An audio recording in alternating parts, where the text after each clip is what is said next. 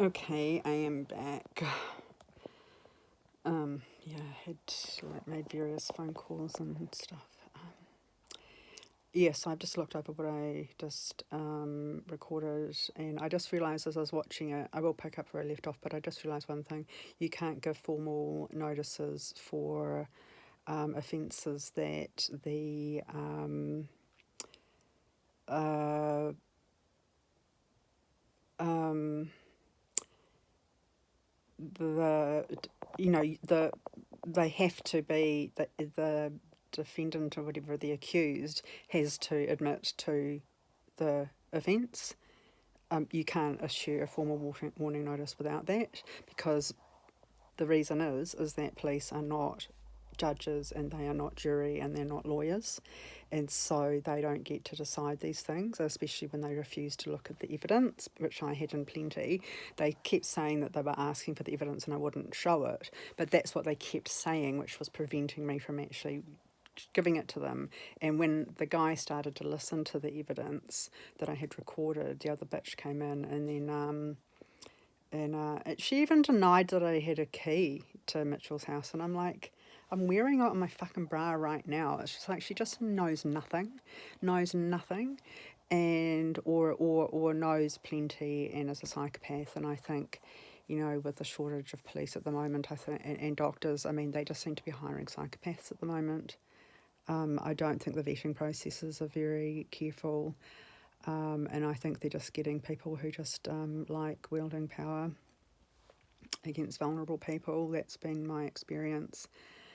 Yeah, so they would have loved to have given me a warning, and I think at some point they realised they'd fucked up, and I did say that to them later, and I think they were trying to backtrack out of it. And I was even in the police car, and they were just hanging around, and that's when the Little Britain guy came over and that kind of thing. And they're hanging around, and I'm like banging on the window, like, what the fuck's going on? Like, where are we going? Let's go to the station. I want a lawyer. And he's like, well, we're just discussing whether or not we're going to take you to the station. And I'm like, you've arrested me. You have to take me to the station. I am now, and since you've arrested me, I am now entitled to a lawyer. And they said, well, we can unarrest you. And I'm like, I don't think so. And yeah, I think they thought that, I think that they knew that they'd fucked up. And I think they knew from the beginning they'd fucked up. But I think, like Dander was up all over the show, and the psycho fucking bitch, I just called her every fucking name under the sun because that's what she was. She didn't like being called that, and she said, I'm not talking like that to you." And I'm like, "Well, firstly, you are, and secondly, I'm not the one who's assaulted you and falsely charged you knowingly, which is a fucking crime." I said, cops are also subject to the law, and you're not allowed to break crimes. And they kept pretending to me that they were just trying to find out answers to their questions. Like they couldn't conceive of, just don't understand why you want to live somewhere else where while you're packing and moving and your fridge is already defrosted and you've sold your sofa. I just don't get it. Explain it again to me. And it's just like, I just had to say, look, I know you. I know I've met a million of you. I'm not doing this, and I don't have to talk to you. And I stopped talking to the Little Britain man as well. I'm like, I'm not talking to you anymore. So they decided to take me to the station, and I was really upset. We got into the what do they call it? Like kind of the loading sort of, whatever, the go inside, the driveway, the car park kind of area. And we stayed in the car for a while, and they were talking, and I'm like, the fuck, I want to talk to a lawyer. I need a lawyer now. I want to talk to a lawyer because that's the entire point. Like, you guys are not getting away with treating me like this and it not being properly documented by proper processes and a real fucking person who knows what the law is to, like, we're taking this the whole fucking way. And they were still going, well, we think we might just take you back. And I said, no, you have to process me. And they said, we've already processed you. And it's like, I have never been arrested before, but I have seen enough fucking movies to know that you don't process someone by driving them into the car park unit and then deciding to drive them home. Fucking liars, man. Like, oh my God. And I said, you need to process me and I need to see a lawyer. And they said, you don't get to see a lawyer, you get to a phone call. I'm like, okay, fine. Give me a phone call with a lawyer. And so he gave me a list. He showed me a list on his phone, and I picked a guy. It was actually Andrew Bailey, who was the senior barrister of Raoul, what's his name, from Hamilton, Section 16, whatever. And I just picked him off the list because I didn't know. And then I said, I really want my meds as well. I said, I have ADHD, and I'm got PTSD. I say I take clonazepam, I've got Ritalin. I want to take those now because I just need to get that process started. Like, they pretended to not understand that people who have been, even if you have committed a crime, being arrested is clearly a stressful process. It doesn't matter if you're morally right or wrong. Your fucking internal, your central nervous system and all that stuff doesn't know. It just knows it's in threat. And you've got to realise that you're not going to get an accurate fucking gauge on somebody if you have shocked them into fight or flight, and then just treating them like a fucking dickhead, and then you don't let them have their fucking meds. And I said, I want meds, and he says, do you want the phone call or the meds first? And I said, look, I just want to quickly take the meds now. And like, there does not seem to be really any conflict between meds and a phone call. Like, my meds are in the front passenger seat and you're holding a phone out. Where's the problem?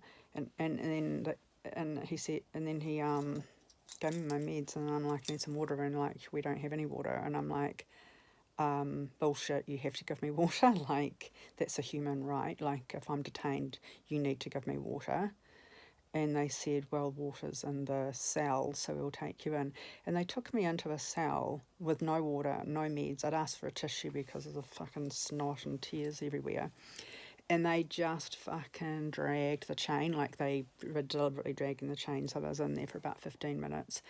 And then I started like buzzing the intercom, like, where's my fucking water? Where's my meds? Where's my tissue? And they were just like, whoever it was answered and was just like, yeah, we'll get around to it. And I'm like, I rang back and I'm like, no, I need the stuff now. And then I started yelling under the door. And the cheek of another senior officer later going, you were so demanding, you were telling us what to do. And I'm like, I was asking for my fucking rights, shithead. Like water, medication, a lawyer. Like, you can't just hold me without giving me basic necessities and my fucking statutory rights. You can't do that. But anyway, that was later. And so anyway, they put me in the cell, and there was no water in the cell. And so eventually this guy comes and he says, go into this cell, there's water.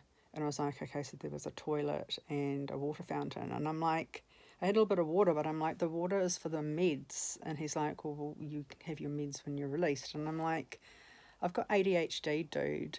And he was trying to get me to fill out forms. Like, he was actually genuinely processing me, like taking my prints on the screen, and I was fidgeting and not doing it properly. So he had told my hand, and he said, just let your hand go limp, I'll do it. And he was asking me these questions, and I wasn't focusing.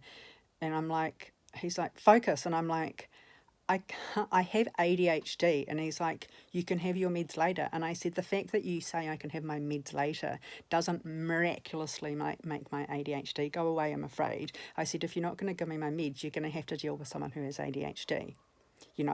That's what happens. Sorry, but you can't order me under the law to stop having ADHD while you fucking take my fingerprints, And the stupid bitch hadn't picked up all my meds that she had scattered while fucking pulling my arms behind my back. So the meds that I did have there, none of it was clonazepam anyway, and they weren't going to let me have any meds. Well, they were in the cupboard. See, they were acting outside of the law there.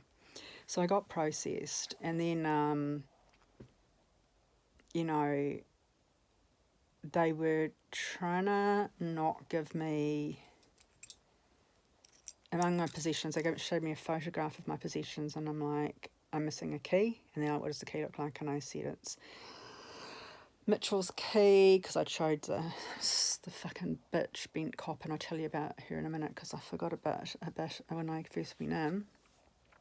So I put my keys on my bra, like I have one on my sleeve top and one on my bra. And then I've got a key, a spare key of Mitchell's that he gave me, which I wear on a rubber band on the other side.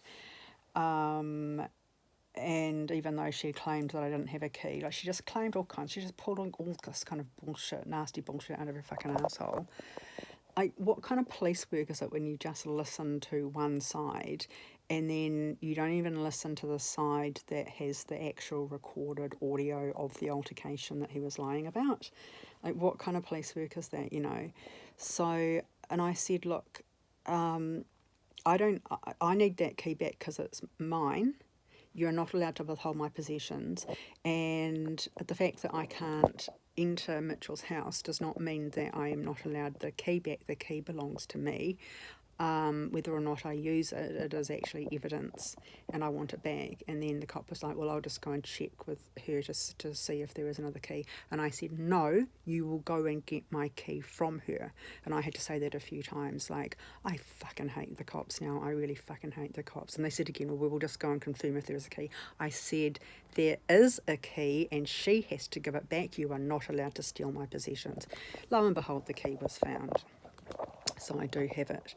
And then there was, just one of those sort of chief of police, like fuckheads. It was a guy who came in and was like telling me, don't talk to the staff like that. We don't talk to you like that. And I'm like, excuse me, you have just arrested the victim of assault and taken her to the police station, and now she has a court hearing for evidently false charges. Don't you fucking dare. And I fucking gave attitude to every fucking cop who crossed me. I don't care what fucking rank they were. And there was a woman in a polo neck, kind of big jersey, and she was saying, you seem mentally ill, you seem to need mental health services. And it's like, and I was just screaming at her, going, just shut the fuck up. You don't know fucking anything. You don't know a fucking thing about me. Just shut the fuck up. And he's like, don't talk to my staff. And I said, don't you fucking dare. Don't you dare take that attitude with me. And I just dished the attitude all around. It's like, I'm not fucking having it. I'm not having it. Eventually, I was taken home, and I said I don't want her to take me home because I don't trust her. She's the kind of person, I've heard stories, and I think Christchurch is worse than Wellington. I've heard stories, and it's happened to Lauren, where they just take you to another location and they beat the shit out of you, and then they take you home, and then they're like resisting arrest, just like just like the legend has it. And I'm like, yeah, I'm not going with her. And I said, can I go with you? The guy who took my fingerprints, and he says, no, I work here. And then I guess the fat chief of police can't just said, I'd just go, just take her.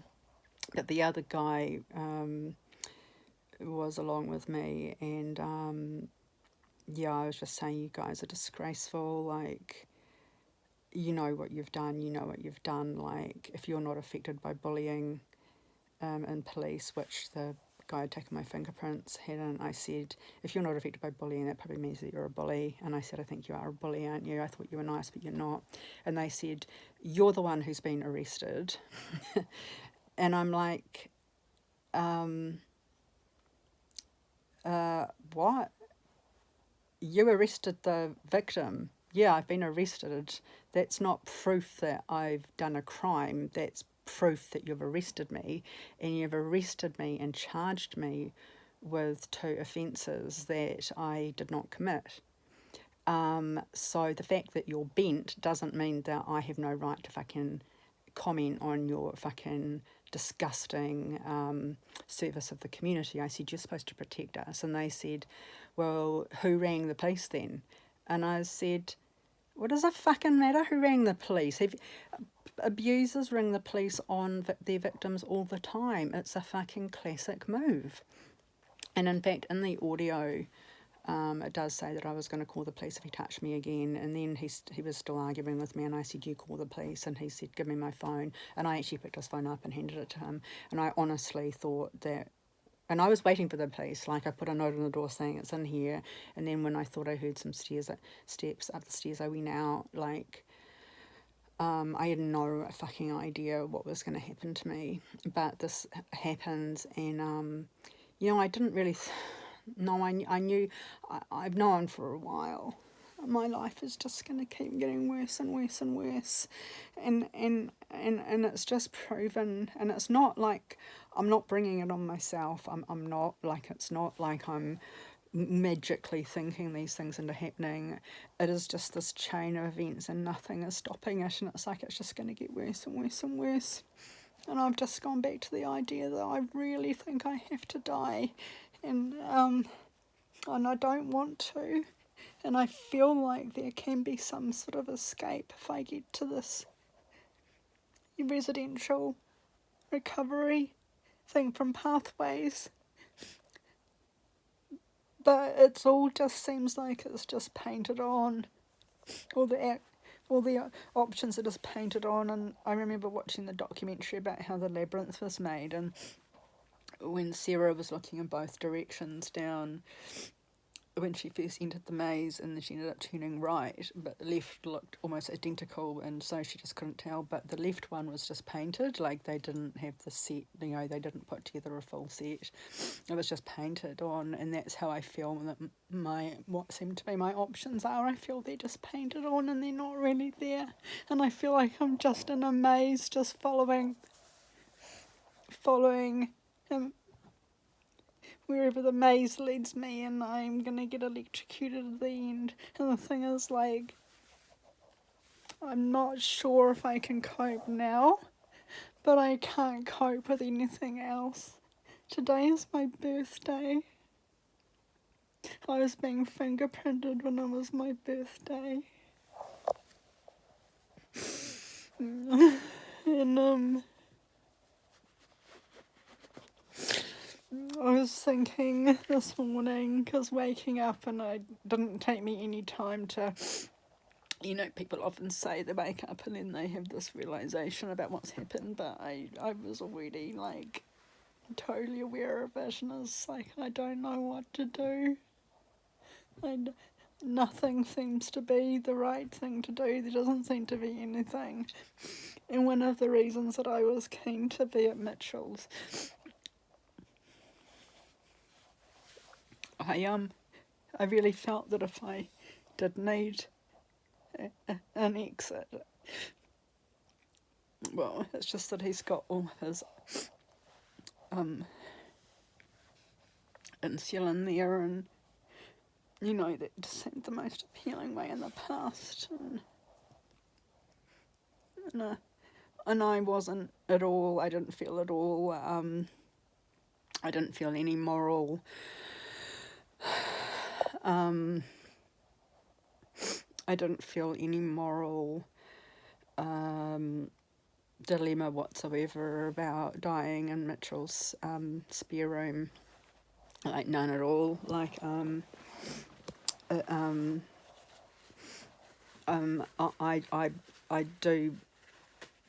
knew Mitchell was a narcissist. I sometimes think he's a sociopath as well.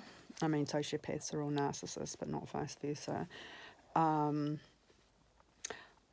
don't think he's a psychopath, just because psychopaths are categorically a little bit different, and he's a very stupid and very ignorant man.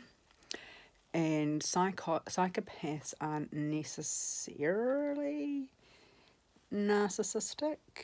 They do tend to think very high, or be very confident, but I don't, and some of them probably are narcissists, but it's not, I believe it's now I now believe that grandiosity, self-delusion thing, I now believe that that's moving out of the psychopathy paradigm, because it's been discovered that quite a few female psychopaths don't have narcissism. They don't have that grandiose sense of self. not even a protective one, and that of course opens the door for it to be perhaps be found the same as with men. And we do even know of narcissists actually that we do know of narcissists now that they're vulnerable narcissists, not to be confused with covert narcissists, but those who don't, they're not grandiose, they're pretty miserable cunts, they just fucking hate everybody else. But anyway, whatever. But Mitchell is his delusions of grandeur would classify as some sort of psychosis. He is incredibly ignorant and he's got no reasoning skills whatsoever, but he claims to be a scientist and he's not. He hasn't got a science qualification. And he talks absolute shit. Like, he reckons that he and his business partners are changing the structure of water. And they're touting this to MPI and Federated Farmers and, maybe not Federated Farmers, Fonterra, Synlait. They, from what Mitchell says, they seem to be getting interest, and he reckons that they lost a 20 million deal the other day just because the buyer didn't have 20 million, they only had 5. But whatever it is, I don't know. The fact that people sell snake oil doesn't mean that there's anything in the snake oil, but I think I don't think any chemist would. Water's got 3 fucking molecules. I don't think you can change the structure of it while keeping it water. Like, it just sounds like absolute fucking bullshit to me. But having done what he did to me, I mean, that's so,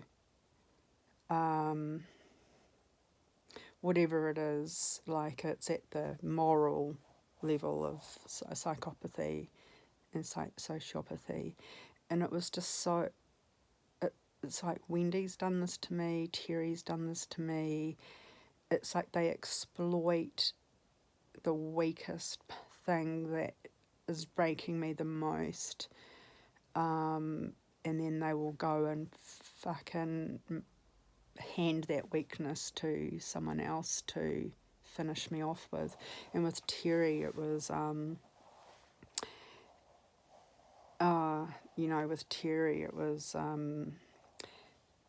trying to get me arrested for harassing her when I hadn't even contacted her. I'd contacted Lincoln, who's her ex, and Lincoln and I have an independent relationship, very minor independent relationship, but by texting Lincoln, who had moved out of her home and even is in her home, it is not harassing Terry.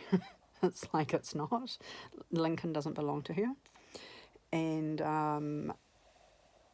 I called her out and I said, because I knew she was using the keywords for criminal harassment. She was using all the stuff like she feels really intimidated and unsafe and all that kind of stuff. And I just said, you're gonna go to the cops and accuse me of criminal harassment.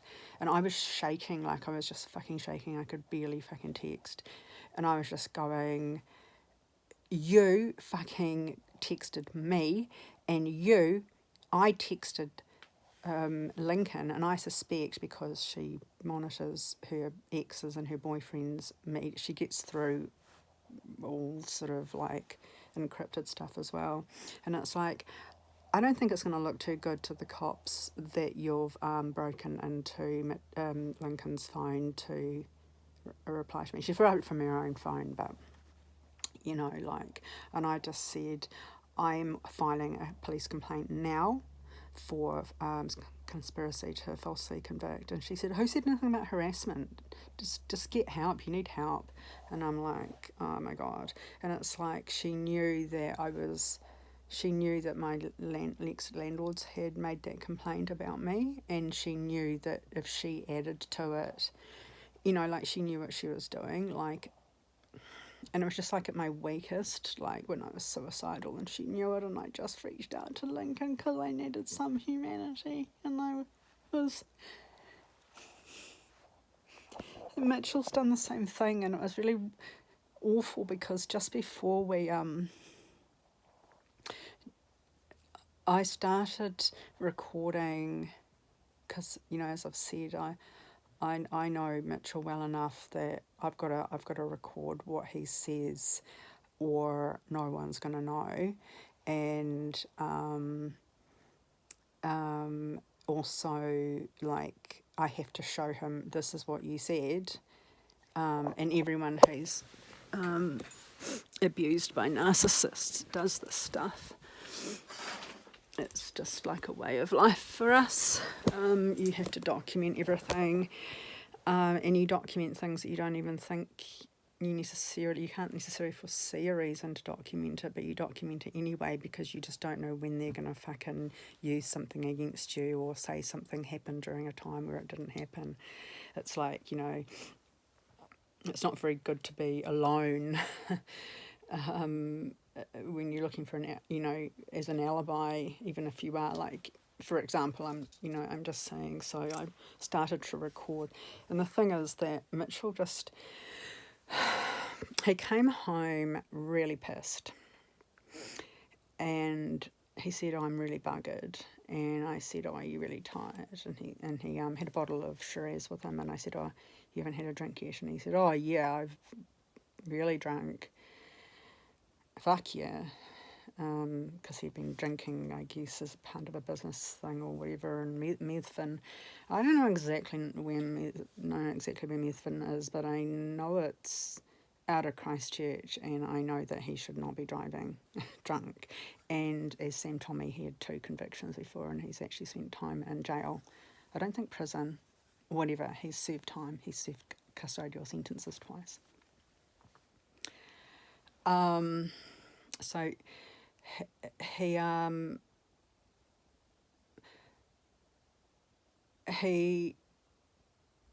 offered me wine, and we both had some wine and just talked, and we talked about the pseudo hearing, which is tomorrow now. And he was just saying, that he was fully supportive of me, how disgusted he was with how the tribunal had treated me, how the property managers had treated me, and that he'd speak up in my defence, and he would just say, he would just let them have it, like, this is a disgrace, because he was saying correctly, like, why have there been 2 adjudicators recused? And now fucking Dominic and Sherelle have blocked me. Like, there's a system block on my email address from Henny Partners. It's like no one can actually fucking handle fucking going up against me. Now, they're breaking me, but they're dropping like flies. And it's because I think it's because they know that they haven't gotten the thing. But they keep tag teaming me, you see, and that's what Mitchell pointed out. They're tag teaming you. They're not rectifying the mistakes of the people who back off. They're just sending in fresh troops, right? And he was going to challenge them on that, and I said, by all means, please do. And I said, I think it's probably more meaningful if it came from you, because I'm not there as a defendant, a respondent, because it's not a hearing. I've made it very clear it's not a hearing. So I'm not an applicant. I'm not a respondent, and I'm not responding to anything. It's a sham hearing, and I'm there to observe, and I may just ask some questions. I may cross-examine Dominic, but I'm not answering any questions, and I'm not offering any defences, because the whole thing's a fucking lie, and I'm just not doing it. And anyway, Mitchell was just really supportive of this, and he was saying that that the guys would be over, I guess Alex and Scotty would be over, but he said he'd make sure that I have space to have the hearing alone, unless I wanted him to sit in, and this was before that, and I said, actually, it would be really nice to have you there, considering what he'd said. But see, I'm such a fucking dumbass. I keep resetting, I keep Mr. Burnsing, not Mitchell, but Mitchell's psychopathy, and actually, like, he just sabotages me. Anyway, so he was going on about that, and he was, because he was saying all you wanted was to live somewhere and to have the place to work. And I said, that's right. And he said, you can be very difficult. And I said, oh, I know I can be very difficult, but I wasn't difficult with them. And I always say, like, I'm a very difficult person to deal with interpersonally, and I do much better by myself. And I have been diagnosed with autism and ADHD, and there's a number of reasons that I don't work well. Me and people just don't mix. But I said as a tenant, like, I'm ideal. Like, I know I'm not difficult. I'm not difficult with people because I don't behave myself. I'm difficult with people because people fucking piss me off and they're unreliable and illogical. But when it comes to a tenancy, I don't have to deal with the property managers or the landlords. Like, it's not a relationship we need to maintain. And that level, the only relationship is that I pay rent and look after the property, and you make sure that the best, like, you fix things, or whatever. So we kind of conceded to that. And anyway, then he got on like I know better, but I keep forgetting. And then he started sort of telling me about the law, and he knows nothing. And then he said, look, I have been in 15 like Supreme Court trials. And I said, Mitchell, I don't care how many, court cases that you've been in. I'm not, I didn't ask, I'm not, we're not competing in how many court cases we've been in. We are competing on our knowledge of the law, and I'm afraid you don't know what the fuck you are talking about. And then he just started getting really angry, and then I completely disproved him on something, and he just wouldn't talk anymore. And then he opened his Power app, and the fight started because I've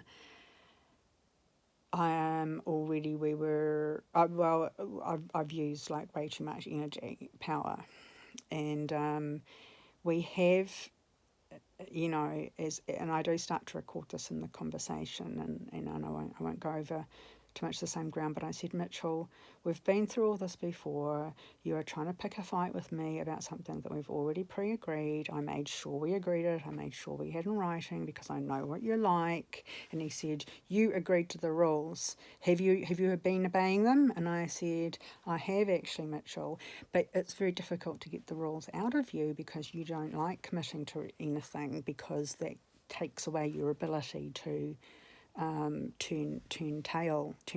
coat, like, you don't get to fucking just make shit up, but you're giving it a fucking good try now, aren't you? And I said, I'm not interested. And he started becoming very verbally abusive, and then he went to bed, like, and I followed him to his doorway, and I said, yeah, that's what you always do. You go to bed when you know that you can't, your abuse isn't working. The thing is, his abuse is working, but the gaslighting's not.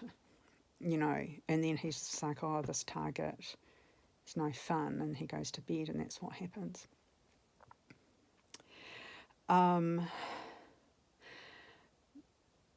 But it did not end there, and then the audio will,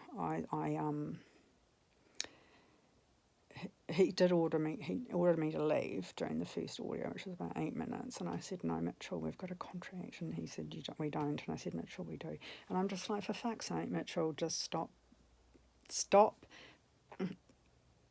bullshitting about the law. We have a fucking contract.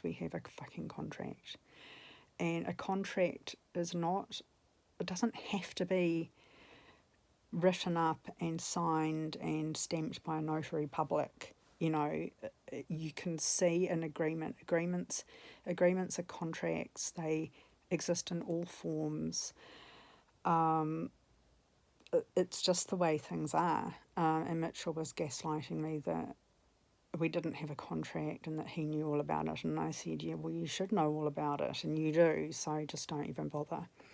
But he said, I want you out in the morning. And I said, Mitchell, we have an agreement that I can stay here to the 24th of August. Which I was wrong, it was the 17th of August. And he said, get out. They started saying, get out tonight. And I'm like, I'm not getting out tonight, it's 10:30.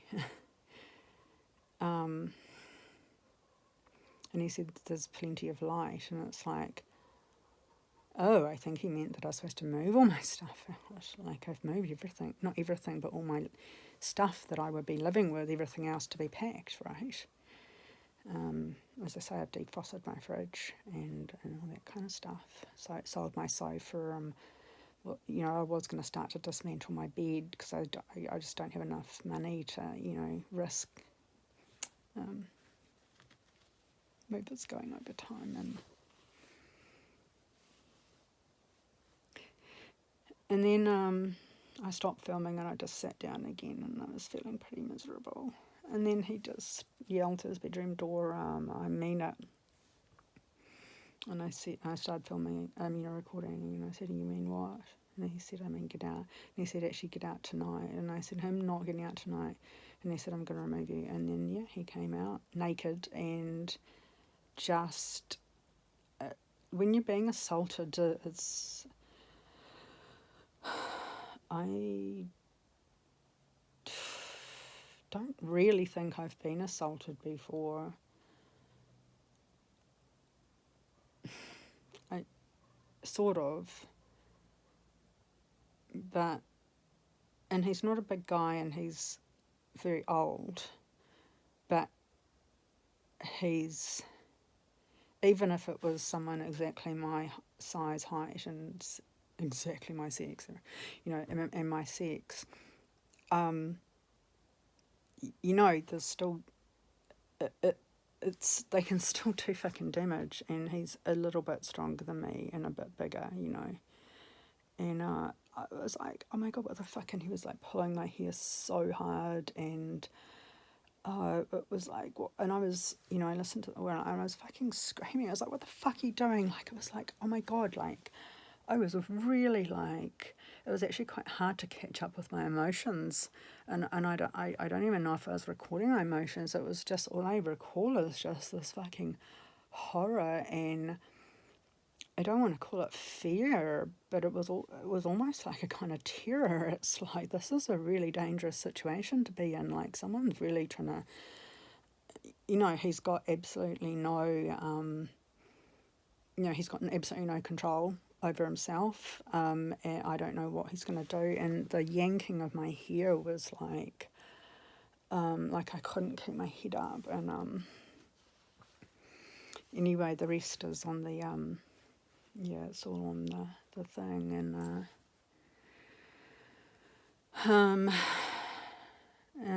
yeah, the thing that I forgot to say, that when we were in still in that kind of loading bay area in the car park, you know, they, you know, searched me and made me go through a you know, the metal detector thing. And I was just crying and saying, I am the victim, you have arrested the wrong person. And after time, the female said, she's really started to soften, and she started being really nice, and she said, actually, it does seem that you are actually the victim.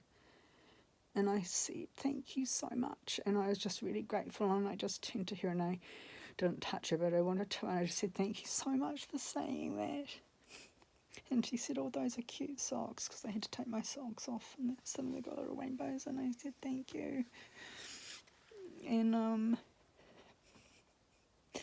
I said, I really want to, I said, Mitchell assaulted me and I want to get checked out. And she said, there's a nurse here and she will look after you. And I don't know what the hell was going on. I don't know if she meant it or if she was just faking for some reason.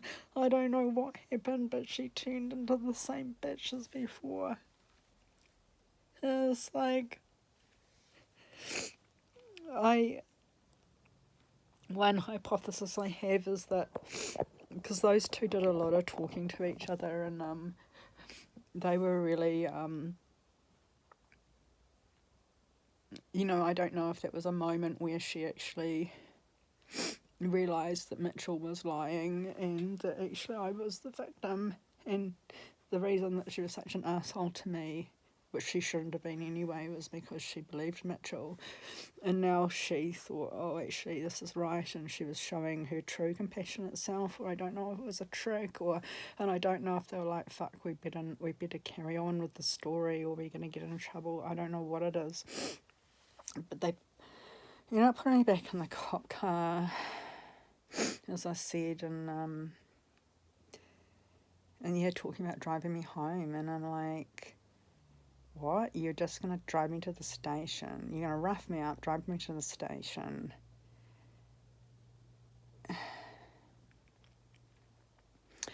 Yeah, like, you don't... And I'm like, no, I'm going to be processed. You have to process me. He said, oh, we have processed you. It's like, nah, you haven't. And I need to talk to a lawyer. And he gave me his fucking cell phone, and he said, we can talk to the lawyer on the way back to your house. It's like, that's not how this works. I was so fucking dodgy, and they're like, we can let you get away with an official warning. And I'm like, no, I'm not receiving an official warning. This is going to be settled in the true fashion, the proper fashion, and it is going to be in court, and it's going to be on the 10th. And I'm really frightened that... How am I supposed to add another hearing in this time? Like, what? How am I supposed to deal with this on top of what I already couldn't cope with? And if I get a criminal record, my choices in life are just already dwindling so much. And if I get a criminal record, it's over. And I have reached out for some help today.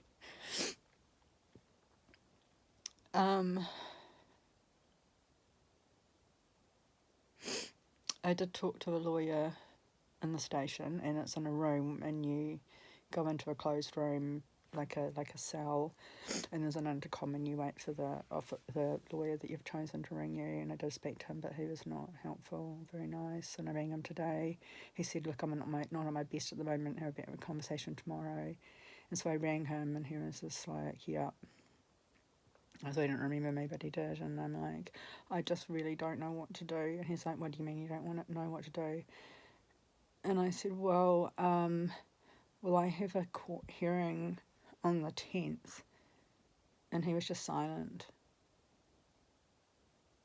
And I didn't know what to say, because I don't know. And I just said sorry for bothering you when I hung up. And I rang somebody else from a list I found on Ministry of Justice. It turned out to be the wrong list. I found the correct list. But anyway, she seemed really lovely, and she said that she would look into it for me and help me. And to text her my details, and that was this morning, and I don't know if she's going to reply to me,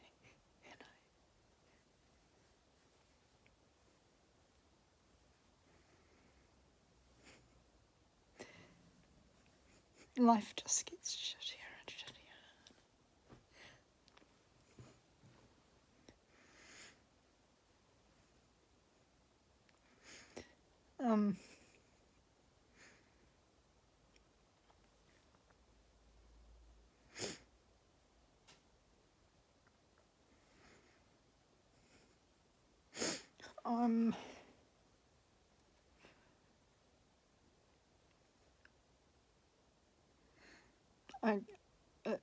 It just doesn't seem like a remotely sensible choice to just keep trying to survive, and I'm just sort of looking around, and I'm just thinking, I might just drink some cleaning product or something. I don't want to just injure myself, and I don't want it to be really horrible. I've said this before, I don't know what to do. I'm not really in the emotional state to start researching ways to die. And it's so sad that I have to be with myself.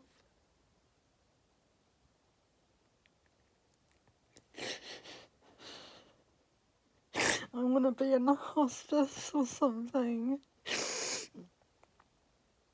And so I am sort of going back to my next hope that, because I have booked a colonoscopy now, and when I do, and it's for the 19th, I think, and so when I do go in for it, I'm just going to say, look, because each time I get a colonoscopy, and it's usually around 9-month intervals, but I don't go to the last one, of course, because of the stress I was under.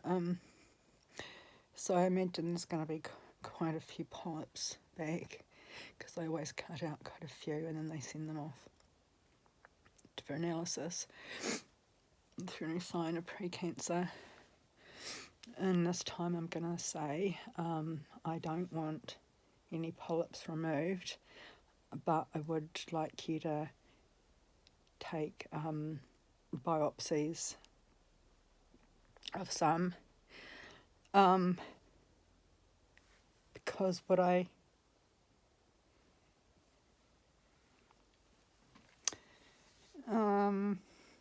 my dearest realistic wish of all likely things that my future, the most appealing one to me, is dying of bowel cancer. And I'd like it to be reasonably fast, at least quick enough that I can move into a care facility. You know, even if it were in prison.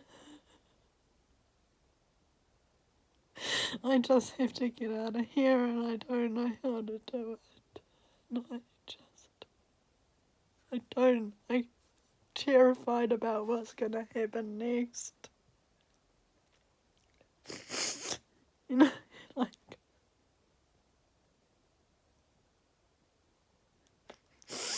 I've got nobody at all.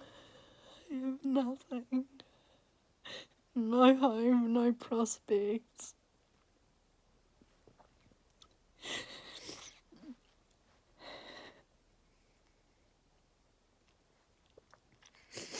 I've got my GP,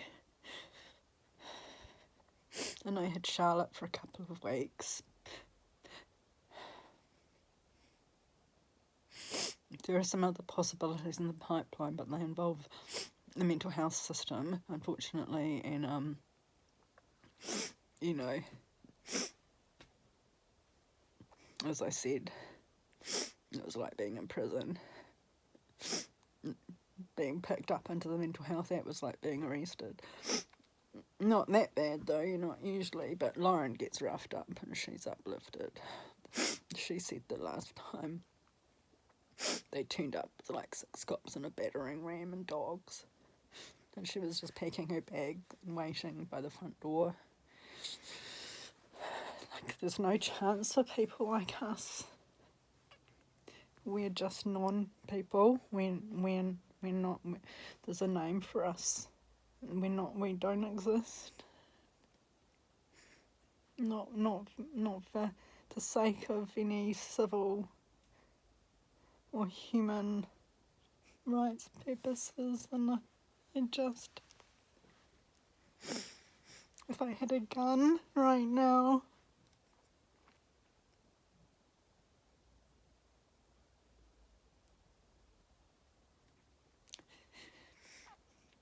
well, it's my birthday and it seemed like a good time to die.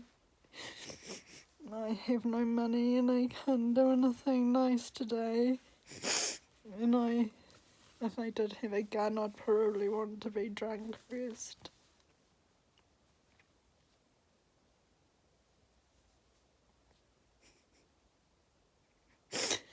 And it's coming up to winter, and it is winter and it's very cold, and it's going to get even colder, and I'm back to thinking maybe I'll do what I was thinking last winter and just walk out and spend a night out in some zero temperatures. But that would be so unpleasant because I hate being cold.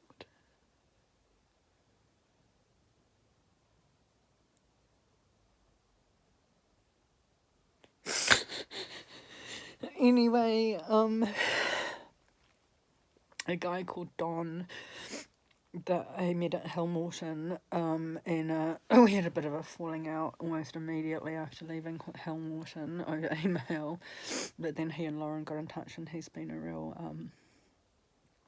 rock for Lauren, and Lauren's being fucking tortured by Helmorton, and she's in a medical emergency with the amount of antipsychotics that they're forcing her to take. Like, she can't, her system can't take them. Like, she's almost comatose.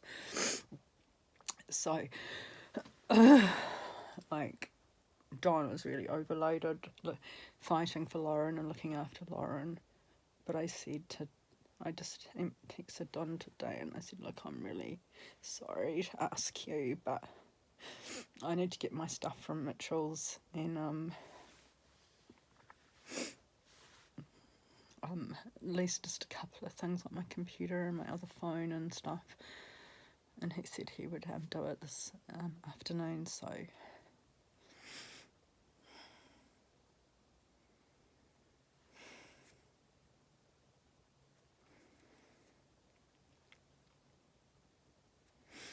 just see what happens.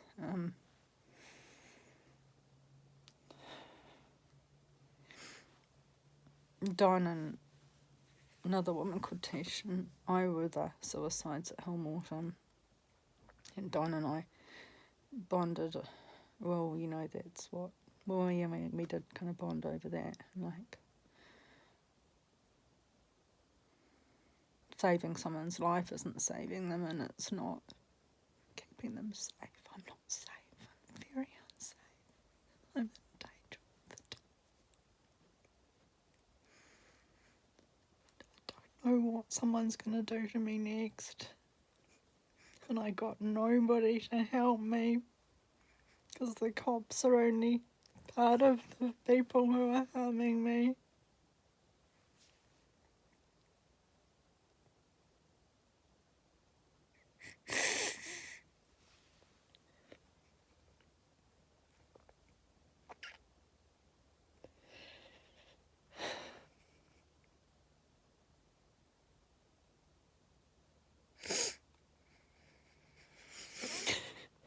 Anyway, that's what happened.